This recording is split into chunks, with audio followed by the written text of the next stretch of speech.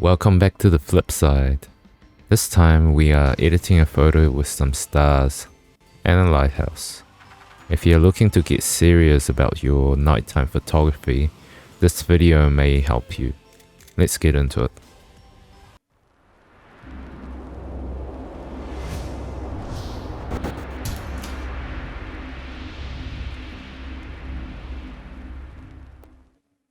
This is the photo that we're going to edit today.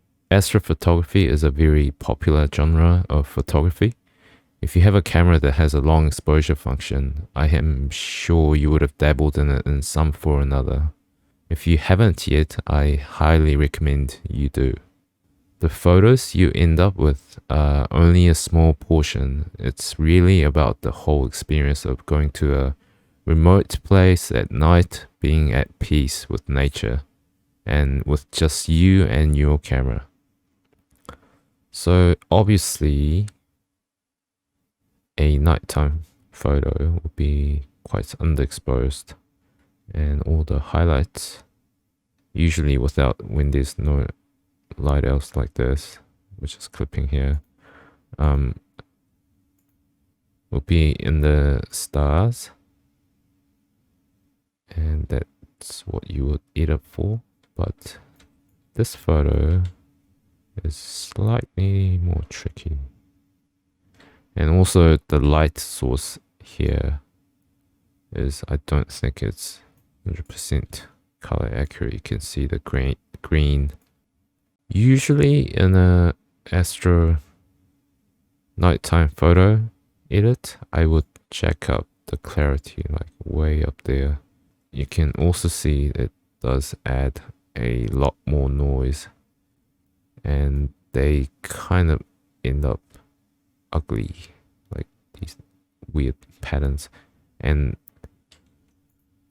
on one hand, they look like stars. I mean, the noise itself looks like stars. So on one hand, it's a good thing, but on the other hand, it's just really noise, not more stars. I will apply a smidgen of noise reduction, and the reason I need to be careful with the noise reduction in an astro photo is if you apply too much, it will just kill all the detail in the sky, and you will not end up with many stars. So it's really a balancing game. Because we have increased the clarity by quite a bit, we need to adjust the saturation and maybe the vibrance to compensate. And in this case, because I do not like the greenish tint in the lighthouse, I will adjust the tint. So as you can see, the green cast will be better, but the sky will go purple. Whether you like that purple color or not, it's really up to you. But you can adjust in the temperature and tint. When you see astrophotography on different platforms like Instagram, there are many colors in the sky. I mean, there are many photos with different varied colors of the night sky. And I guess a lot of it can be to do with the actual color of the sky at the time or the area. But realistically, I think it's more to do with the editor's decision in the photo. Under optics, remove, I am going to check remove chromatic aberration. So astrophotography has a lot of high contrast areas, namely stars, and they are prone to, guess what, chromatic aberration, like these fringing. So when you check it, it gets better. So we will open, and first thing I'm going to do is make a copy this clarity. So, and we will apply another camera raw filter to this layer and to the layer clarity layer only, and we will jack up the clarity in this layer. Yeah, all the way to 100, and maybe some in the texture as well. And so let's turn that off for now. So what I'm going to do is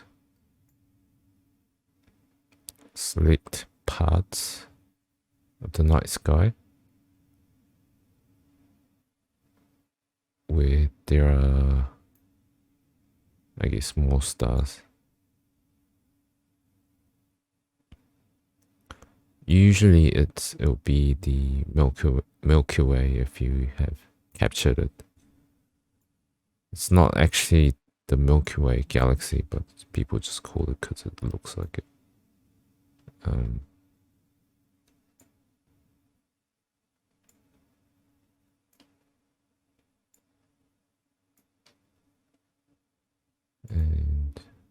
just exposure.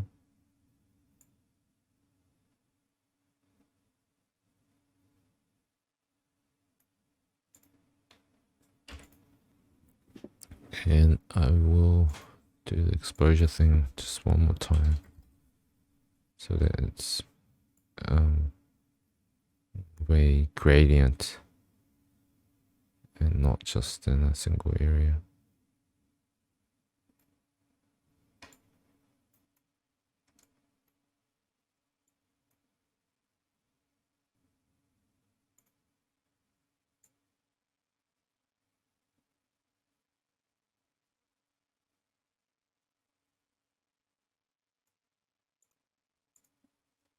Another thing I want to do is correct the hue up here. Let's make a selection. And color balance.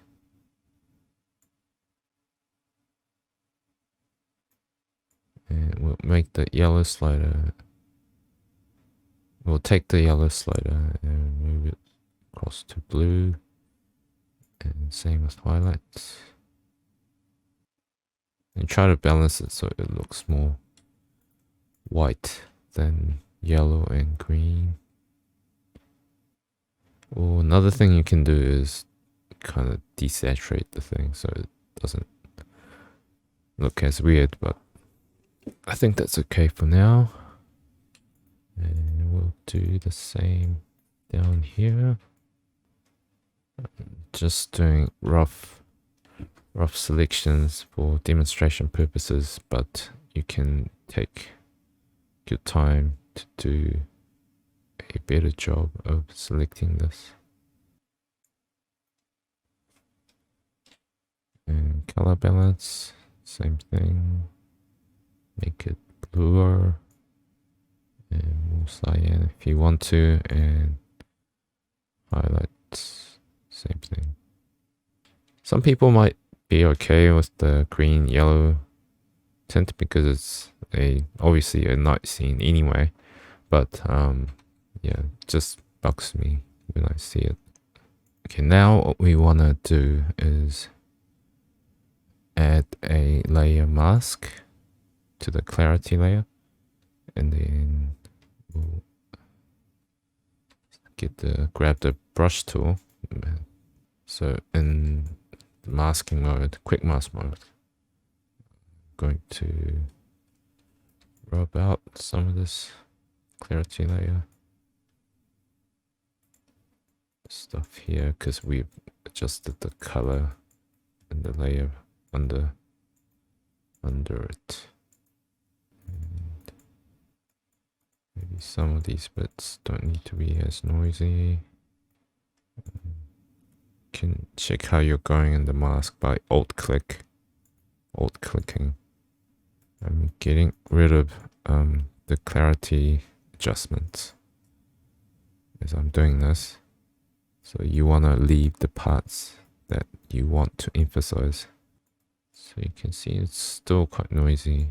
I want to maybe adjust the whole opacity, the layer.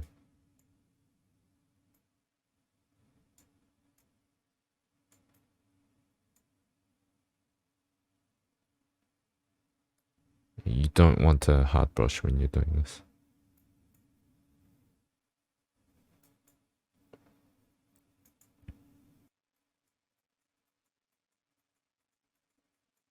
So all the edges here, and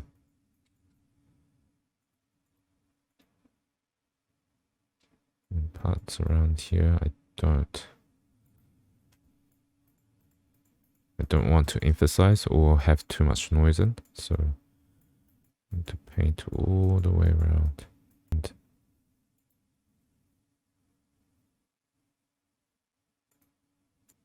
So changing the blend mode will have a different effect.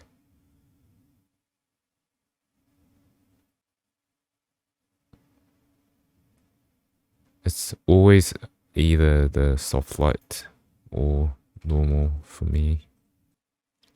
So if I do this, if I go change the blend mode to soft light and then change the opacity a bit more, it will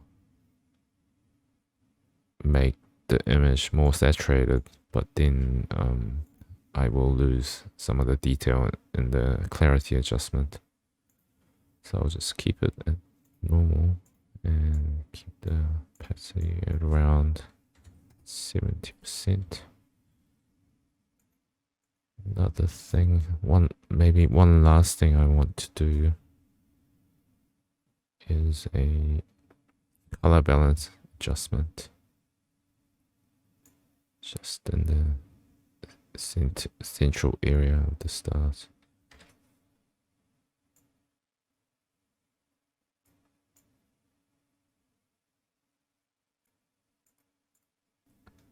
So because I've kept the sky quite purple in this photo, I am going to make the central stars a little bit redder.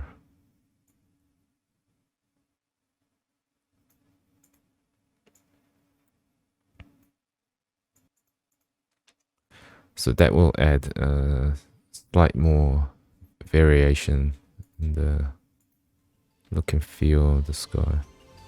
Okay, so we will leave this photo as it is now. Hopefully this will inspire you to once again grab your camera and go star hunting at night. Please subscribe and maybe leave a comment if you would like to see more. See ya.